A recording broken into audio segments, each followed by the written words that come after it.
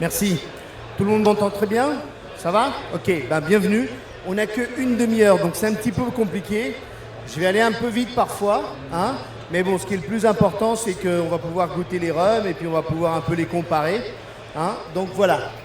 On va aujourd'hui parler un peu des trois grandes familles de rhum qu'on a dans le monde. Il y a plusieurs façons de diviser les différents rhums. Il y a des façons un petit peu plus simples et des façons un petit peu plus compliquées. Moi, j'ai choisi la plus simple. C'est en fait diviser les rhums entre des rhums de tradition hispanique, des rhums de tradition française et des rhums de tradition britannique. Hein. Alors, qu'est-ce qui fait la différence entre les uns et les autres? Ça peut être la matière première, ça peut être la façon de fermenter, ça peut être la destillation, hein, en alambic ou en colonne. Et puis ensuite, le vieillissement. Un vieillissement traditionnel ou un vieillissement solera, qui est un mot très à la mode en ce moment. Hein. Et on va goûter, alors on va pas goûter le Panama, mais vous pouvez venir, je suis dans un stand qui est juste en face, donc si vous voulez goûter... Alors, on va expliquer, ne vous inquiétez pas. On va goûter un Guyana, un Demerara, on va goûter un Trinidad. En fait, on a remplacé le Panama par un Trinidad, le Guatemala XO et le Rhum Nation Jamaïque 5. Donc, on va commencer par la première chose, c'est la matière première. On a aujourd'hui, on s'est mis d'accord que dans l'Union européenne, que pour appeler un rhum, il fallait que le produit, la matière première, vienne de la canne à sucre. Ça peut être du jus de canne frais, ça peut être de la mélasse, ça peut être du miel de jus de canne. Le miel de jus de canne, en fait, c'est un jus de canne frais qu'on va réduire, qu'on va simplement évaporer l'eau. Donc il y a des fabricants comme par exemple Diplomatico ou comme Zacapa ou comme Millonario du Pérou qui utilisent justement, ils n'utilisent pas de miel, ils n'utilisent pas de jus de canne, mais ils utilisent n'utilisent pas la mélasse mais le miel. Mais les plus répandus bien sûr c'est la mélasse et le jus de canne frais. Les seuls qui utilisent du jus de canne frais, c'est les rhums agricoles. C'est les rhums qui viennent en général des îles françaises, comme la Martinique ou de la Guadeloupe, mais aussi on peut trouver des rhums agricoles, par exemple à Madère. On a un rhum agricole chez Rhum Nation qui vient de l'île de Madère. Mais leur caractéristique la plus importante, c'est qu'ils utilisent le jus de canne, ils n'utilisent pas la mélasse. Le reste, 95% des rhums qu'on va trouver dans le monde, proviennent en fait surtout de la mélasse et puis certains du miel de jus de canne. La fermentation, on peut avoir une fermentation courte ou on peut avoir une fermentation très longue. Courte en général, c'est quand on n'a pas besoin d'avoir un rhum qui soit trop aromatique, qui soit trop complexe. On veut plutôt avoir un rhum neutre. On va faire une fermentation qui sera très courte. Hein, par exemple, les rhums qu'on appelle industriels ou les rhums traditionnels comme par exemple Havana Club ou bien Bacardi, des rhums qui vont en général terminer mélangés dans un cocktail, eh ben, ils vont avoir une fermentation très courte parce que ce qu'ils vont rechercher, c'est justement ne pas avoir trop d'aromatique. Ils veulent être neutres. Monsieur Bacardi, vous avez sûrement entendu parler de Bacardi. Monsieur Bacardi a été un génie, il a voulu faire un vodka, parce que le marché qu'il avait en face, c'était les États-Unis, donc il a voulu faire un rhum qui soit comme un vodka, un rhum très neutre.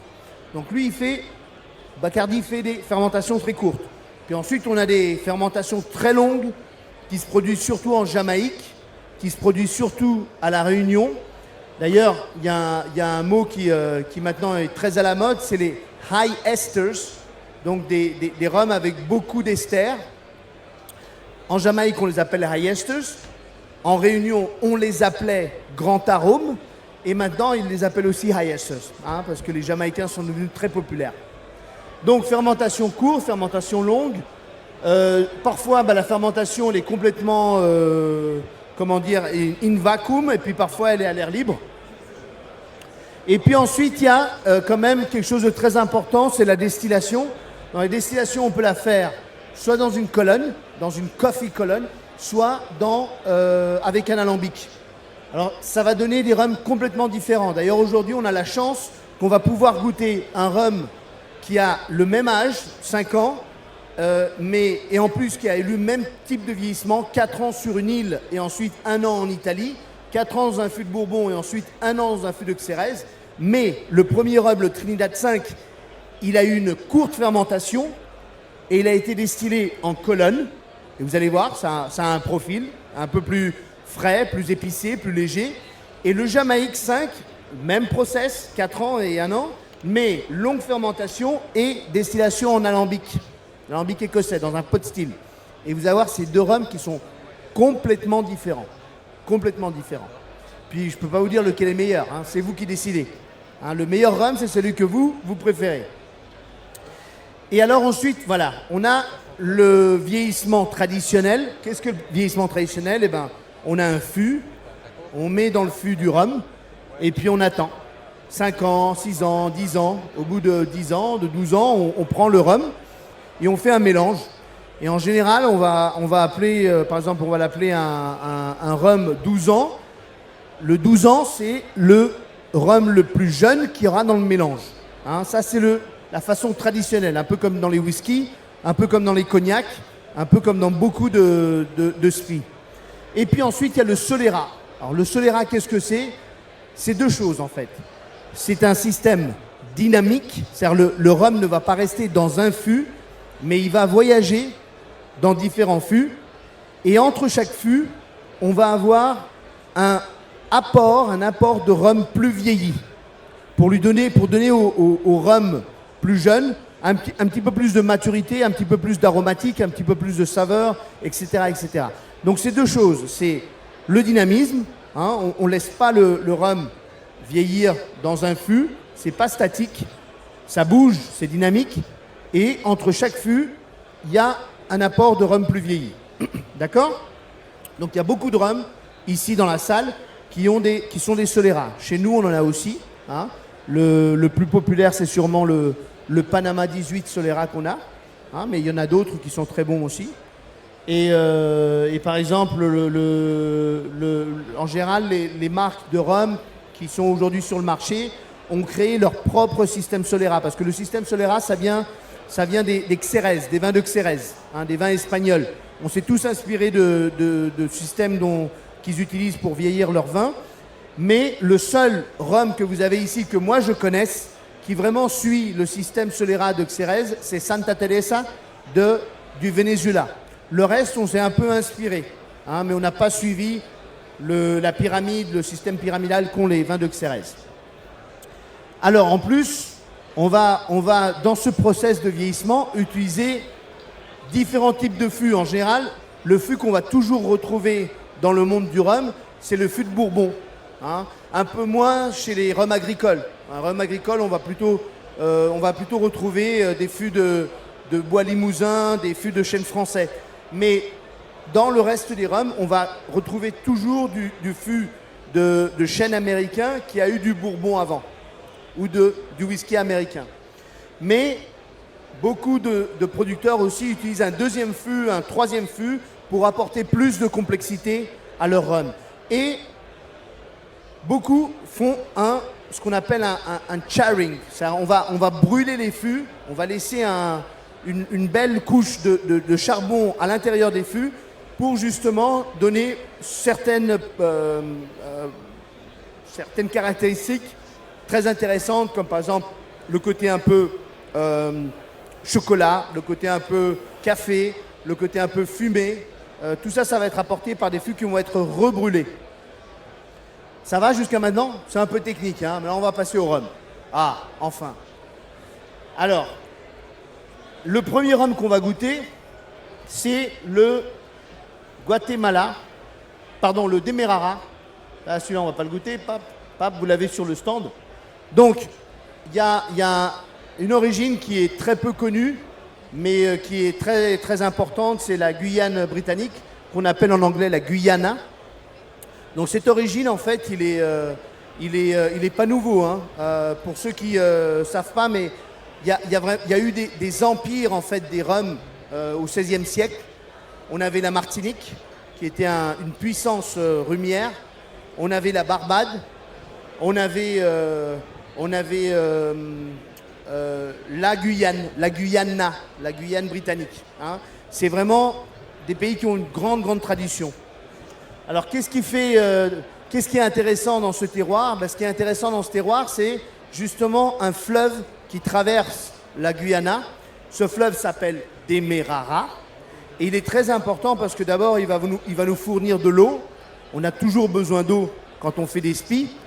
Mais en plus de ça, il est très important parce qu'on va trouver au bord de cette rivière Demerara beaucoup de fûts qui sont dans le processus de vieillissement, mais ils vieillissent au bord du fleuve. Pourquoi?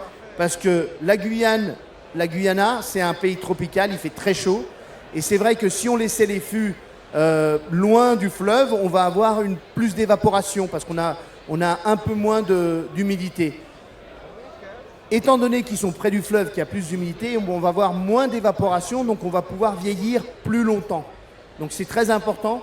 Et ces gens-là, quand vous goûtez un Eldorado, vous pouvez goûter un Eldorado de 8 ans, de 12 ans, de 15 ans, de 21 ans, de 25 ans. C'est un vieillissement traditionnel et c'est du 100% 25, 21, 18, etc. Et pourquoi est-ce qu'ils peuvent faire ça? Parce que justement, ils ont un petit peu moins d'évaporation, un petit peu moins de angel share, comme on dit, part des anges.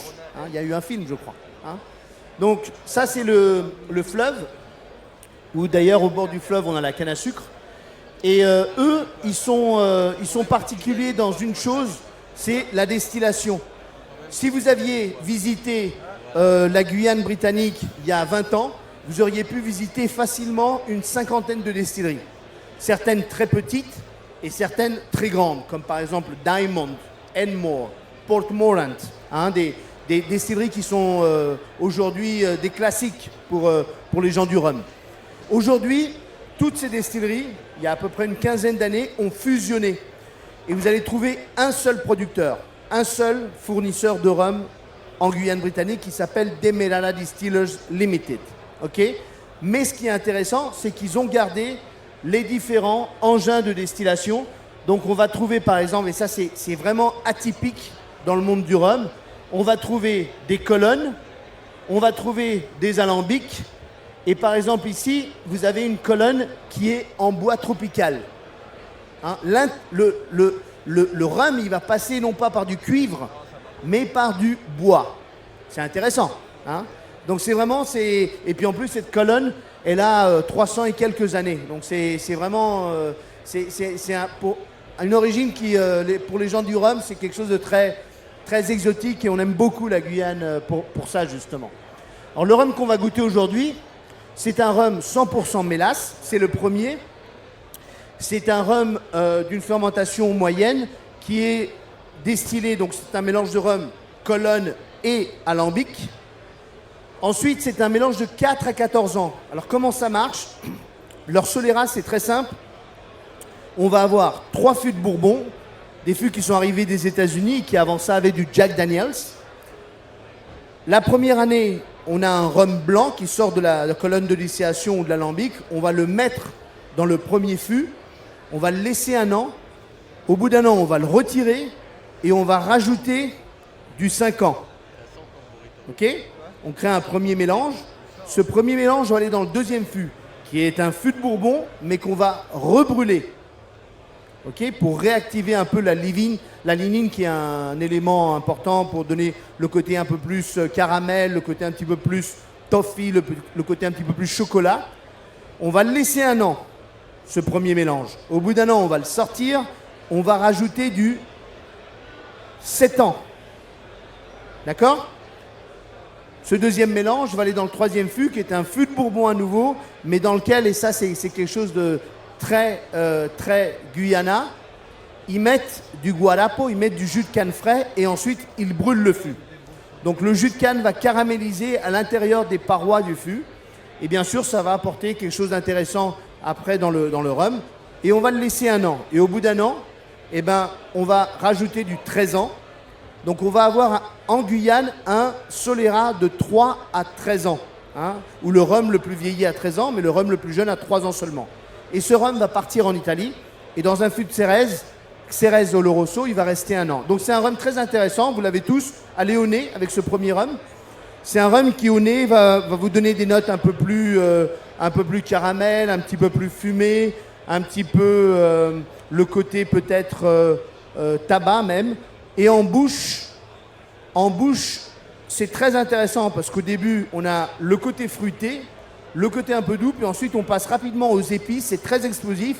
Et après, ça descend et on a le côté amer, le côté réglisse, le côté mélasse, le côté bitter, hein, un peu mélasse. La mélasse, c'est très amer en fait. Hein. Et alors, si vous aimez ce rhum, déjà comme ça tout seul, moi j'aime le boire avec un fromage. Donc par exemple celui-ci, j'aime beaucoup avec une fourme d'Ambert ou un bleu très crémeux. C'est un super accord. Ça va vous donner un côté plus noix, plus noisette, après avoir mis en bouche un petit bout de bleu ou de fourme d'Ambert. Voilà. Donc, dans le monde du rhum, on parle très souvent de ce qu'on appelle le continental et le tropical aging. C'est quoi? C'est simplement quand le rhum est simplement vieilli dans la zone tropicale, il ne part pas en Europe pour faire un vieillissement en Europe, et ben on parle d'un tropical aging, d'un vieillissement 100% tropical. Alors il y a des collègues à moi qui disent que le seul vrai rhum, c'est celui qui est vieilli seulement dans un climat tropical. Moi, je ne suis pas d'accord. Je pense que le rhum, c'est bien plus que ça. Et il y a beaucoup de rhums que vous allez trouver sur le marché qui sont des rhums très vieillis. Mais quand vous demanderez aux fournisseurs comment est-ce possible que ce rhum de Jamaïque ou ce rhum de Barbade ou ce rhum de République dominicaine soit tellement vieilli, eh ben, il vous dira qu'il a vieilli il a eu un continental aging, un vieillissement continental. C'est-à-dire qu'on a pris le rhum et on l'a emmené en Écosse, en France, à Cognac ou en Italie et on l'a laissé vieillir dans un climat un petit peu plus frais. Et ça va permettre de vieillir plus longtemps. Donc, ça a ses avantages, mais les deux sont très bien parce que, en fait, le tropical, ce qui va se passer, c'est qu'on va avoir une accélération du vieillissement. On va obtenir des notes et des arômes plus rapidement, mais le vieillissement continental va nous permettre de vieillir plus longtemps parce qu'on a moins d'évaporation. Ok? Ça va jusque-là? Tout se passe bien? Oui. Qu'est-ce que c'est exactement la mélasse? La mélasse, c'est une bonne question. Alors, on a le jus de canne, on coupe la canne à sucre, on extrait le jus de canne, et ce jus de canne, il va passer dans des plaques très chaudes. Okay? Quand il passe par ces plaques très chaudes, les sucres qu'il y a à l'intérieur du jus de canne vont cristalliser, vont se solidifier. Okay? Tout va tomber dans une centrifuge, la centrifuge va commencer à tourner, on va éjecter tout, sauf les morceaux de sucre cristallisés qui vont rester dans la centrifuge. C'est comme ça qu'on produit le sucre à base de jus de canne.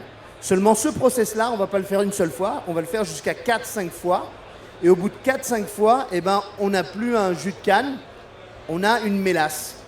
C'est un jus de canne qui est pauvre en sucre, qui est beaucoup plus dense, qui a un peu ça ressemble à du pétrole. Ça n'a pas le goût du pétrole, mais ça a le goût de la réglisse en fait. Donc c'est plus un jus de canne frais avec cette douceur qu'a le jus de canne. C'est plus un jus de pomme parce que le jus de canne me rappelle beaucoup le jus de pomme. Non, c'est quelque chose de plus dense d'abord et puis en plus amer. C'est ça la mélasse. Et ça, c'est 95% des rhums qui sont faits à base de mélasse. Il y a même des pays comme la Barbade qui font des rhums à base de mélasse et ils n'ont plus de canne à sucre. Donc ils achètent la mélasse de l'Inde ou du Brésil ou du Guatemala, etc. C'est très bien, bonne question. Encore des questions? Ah non, la mélasse, alors je vous explique. Une fois qu'on a fermenté une mélasse ou un jus de canne et qu'on le distille, donc on récupère l'alcool grâce aux colonnes ou aux alambics, on va avoir un destillat qui va être blanc, qui va être complètement blanc, transparent. Tous les rhums, quand ils terminent la distillation, sont blancs. Ensuite, ce qui va donner la couleur, il y a deux façons. Il y a une façon naturelle et une façon artificielle. Une façon naturelle, c'est simplement on laisse le rhum dans un fût et il va prendre de la couleur par son contact, par son interaction avec le bois. Mais il y a une autre façon, c'est quand on met ce qu'on appelle la caramelina, qui est une espèce de colorant, qui n'a pas de goût, qui n'a pas de saveur, mais qui donne de la couleur. Et qui peut être bien sûr bu ou mangé, hein, la caramelina. Donc il y a certains rhums, comme par exemple des rhums un petit peu plus industriels, merci, le timing. On a des rhums un petit peu plus industriels qui utilisent beaucoup la caramelina. Hein, Captain Morgan ou même Kraken et tout ça, ils utilisent beaucoup la caramelina. Hein. Non, le rhum agricole n'utilise que le jus de canne frais. Hein. C'est les seuls d'ailleurs qui peuvent parler de terroir. Voilà, on coupe la canne à sucre, on extrait le jus et on a 24 heures pour commencer la fermentation. Parce qu'au bout de 24 heures, il va commencer à oxyder et on peut perdre notre production. Donc les seuls qui vraiment peuvent parler de terroir, c'est les rhums agricoles, pardon. Hein, parce que tout doit être tout près de l'endroit où on va commencer la fermentation. Ok ? Tout ça, c'est des bonnes questions. Alors ensuite, on va aller au Guatemala. Alors au Guatemala, on a comme sur la Guyane, on a un monopole. On a une seule compagnie qui distille au Guatemala. Elle s'appelle Industrias Licoreras de Guatemala. Ils font entre autres un rhum qui est très connu qui s'appelle Zacapa. Ils font un autre rhum qui est très bon aussi qui s'appelle Botran. Et donc nous, on leur achète du rhum. Mais nous, au contraire de Zacapa et Botran, on n'achète pas un rhum à base de miel de canne à sucre, donc le jus de canne réduit, le jus de canne concentré, pas de la mélasse. Mais nous, on achète un rhum à base de mélasse. Et en plus, c'est un rhum qui n'a pas vieilli en hauteur, comme pour Zacapa ou Botran, mais qui a vieilli au niveau de la mer. Hein, dans un endroit qui s'appelle Rio Hondo, au Guatemala. Donc, en 4 ans, on va avoir un rhum qui sera assez puissant au niveau aromatique, assez puissant au niveau des saveurs. Et donc, c'est le deuxième rhum qu'on a là. Et à part ça, c'est une très belle bouteille. C'est une bouteille qui est très bien quand vous voulez faire un cadeau. Et puis vous allez voir si ça vous plaît, hein, si ça vous plaît en plus. En général, c'est un rhum qui plaît. Donc c'est un beau cadeau pour la fête des pères ou pour Noël qui vient bientôt là. Et pour la fête des mères aussi, parce que c'est un rhum très rond, c'est très facile à boire. Les jeunes filles et les jeunes femmes aiment beaucoup Guatemala XO. Et voilà, donc vous avez tous le Guatemala XO dans vos verres, c'est le troisième en fait. Ouais, c'est pas le deuxième, c'est le troisième. Au nez, qu'est-ce qu'on a ? Comparé au premier, où on avait plus ce côté torréfié, le côté café, là on est plus sur quelque chose d'un peu plus gourmand. On a le côté un peu vanille, on a le côté un peu fruits secs, on a le côté un peu prune mûre, etc., etc. Et en bouche, c'est très facile à boire. Hein. Ça a du corps, ça a du punch, ça a de la complexité, mais c'est quand même un rhum qui reste très très facile à boire. Celui-ci, en accord, c'est moi qui fume des cigares. Quand j'ai un cigare qui est très sec, qui est très puissant, qui est très épicé, j'aime boire ce type de rhum. Avec sa rondeur et sa douceur, ça va me permettre de trouver un équilibre avec mon cigare. Donc voilà, le Guatemala, qu'on est en train de goûter, comme je vous ai expliqué, c'est un rhum 100% mélasse. C'est pas comme dans le cas de Zacapa et de Botran. C'est une fermentation moyenne. C'est une distillation en colonne, donc un rhum léger. Ça va être 6 ans de vieillissement minimum. Et puis ensuite, le vieillissement se fait au niveau de la mer. Ce sont des fûts de ex-Bourbon et après en finish en Italie dans un fût de Xérès. Voilà, 5 ans 100% tropical au Guatemala et ensuite 1 an minimal en Italie. Ok ? Des questions ? Non ? On passe au prochain parce qu'il nous reste 5 minutes. Voilà, j'ai mes inspecteurs derrière qui me... Alors, ensuite, on va aller sur Trinidad. Trinidad, c'est une origine assez intéressante aussi. Il y a 20 ans, on avait 2 distilleries à Trinidad. On avait Caroni et on avait Angostura qui est toujours là. Alors maintenant, Caroni est devenu très, très, très, très, très demandé, est devenu très, très, très, très recherché. C'est devenu très à la mode grâce à un ami de l'industrie qui s'appelle Luca Gargano de Vélier, qui a créé l'effet, en fait, Caroni. Nous, on a encore des Caroni. On en a très peu, il nous reste quelques fûts. Donc, par exemple, ici, je crois que sur la boutique, vous pouvez acheter le Caroni 21 ans de chez nous. Il coûte, c'est pas cher, c'est 255 € et c'est un très beau cadeau. Voilà. Alors, c'est rien du tout, 255 €. Voilà. Là, aujourd'hui, on va goûter un Trinidad, mais qui coûte un peu moins cher quand même. C'est notre Trinidad 5 ans, donc 4 ans vieilli dans un fût de Bourbon à Trinidad et Tobago, et ensuite 1 an en Italie. Et c'est un 100% mélasse. C'est une courte fermentation et ensuite une distillation en colonne. Retenez ça parce qu'après on va le comparer au Jamaïque qui a le même process mais longue fermentation et alambic. Et puis ensuite, comme je vous avais dit, 4 ans sur place et 1 an en Italie. Alors on va sur le Trinidad qui est le numéro 2. Je m'excuse. Et sur le 2, alors on a ce côté un peu doux au début, mais ensuite on a un petit peu le côté épicé, le côté poivré. C'est un rhum qui est plus léger que disons le dernier qu'on va goûter. C'est un rhum à 46 degrés. Je ne sais pas si vous avez déjà goûté des spies à plus de 40 degrés, mais là vous êtes en train de goûter un rhum à 46 degrés. Et le dernier qu'on va goûter, c'est justement un Jamaïcain à 50 degrés. Qui est fait par une très belle distillerie qui s'appelle Worthy Park, qui est ici présente. Et les Jamaïcains sont reconnus de par leur fermentation. Le point fort des Jamaïcains, c'est la fermentation. Donc ici, on va avoir une très longue fermentation qui va durer des semaines, qui va être spontanée. On ne va pas rajouter des levures pour en fait produire l'alcool. C'est un savoir-faire très particulier. Okay ? Et ensuite, bien sûr, on a la distillation en alambic écossais. Donc là, vous avez des photos de Worthy Park, qui est une toute petite distillerie. Mais les gens ne savent pas qu'en fait, ça a été la première distillerie qui a reçu l'ordre royal pour produire du rhum sur l'île de Jamaïque. Appleton dit tout le temps, on est la plus vieille distillerie de l'île. C'est un peu en discussion parce que les premiers à avoir reçu l'autorisation pour distiller, c'était Worthy Park. En 1700 et quelques. Alors, le rhum qu'on va... Bon, ça, c'est la fermentation. Le rhum qu'on va goûter, donc, c'est de la mélasse. Il y a beaucoup de gens qui goûtent ce rhum et qui me disent « Oula, mais c'est quoi? C'est du rhum agricole? C'est du jus de canne frais ?» Non, c'est de la mélasse. Par contre, on va avoir une très longue fermentation spontanée qui va nous produire beaucoup d'aromatiques et surtout beaucoup d'esters. Donc, c'est un rhum qui a beaucoup plus d'esters que les autres. On va avoir une distillation en alambic, donc des rhums lourds, 5 ans comme vieillissement minimum, 4 ans dans un fût de Bourbon en Jamaïque, 1 an dans un fût de Xérès en Italie. Comme le premier, comme l'avant, celui qui était avant, le Trinidad. Mais allons sur le Jamaïque, un rhum de 50 degrés, allons en nez et en bouche. Donc c'est le dernier que vous avez dans vos plateaux. Et alors moi, celui-ci, j'utilise beaucoup quand justement je suis dans une foire où il y a des whisky lovers, des gens qui aiment le whisky et qui arrivent à mon stand et qui me disent c'est quoi que vous avez là? Du rhum. Ah non, moi j'aime pas le rhum, moi je suis un whisky.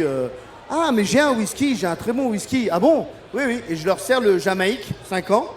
Et quand ils goûtent, ils me disent oula, mais ça vient d'où ça? Ah ça vient de Islay, mais Islay très à l'ouest. Et quand je leur dis que ça vient de la Jamaïque, ils me regardent comme ça.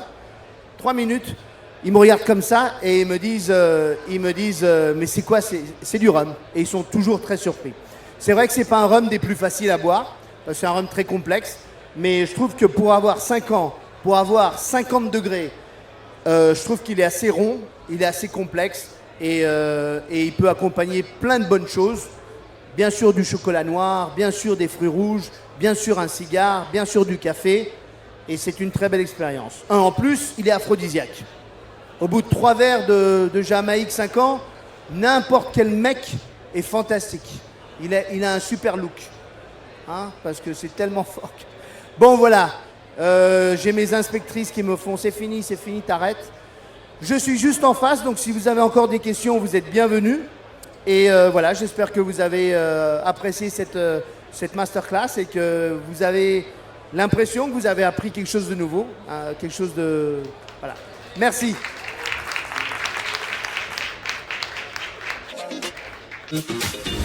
Question-réponse, on a 5 minutes. Ah, bien. Question-réponse. Alors, sur celui-là, on a eu quoi? On a le Demerara, sucre ajouté. On a, qu'est-ce qu'on a eu après? Les deux dont je suis, Guatemala, sucre ajouté. Et sur les deux derniers, on n'a pas de sucre ajouté parce que c'est des rums qu'on a voulu garder un peu dans le style sec, dans le style britannique. Donc là, en fait, le doux vient des Xérès. Voilà, très bien, très bonne question. Encore des questions? Des questions? Oui. Pourquoi l'Italie? Parce qu'en fait, la compagnie, c'est une compagnie italienne qui a créé la marque en 1999. Fabio Rossi a commencé en 1999 en Italie. Donc on a des fûts un peu partout.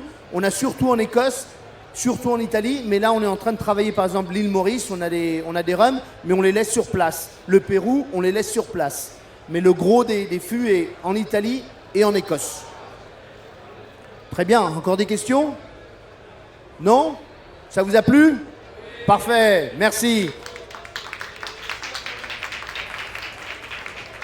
Merci beaucoup Mario, c'était top.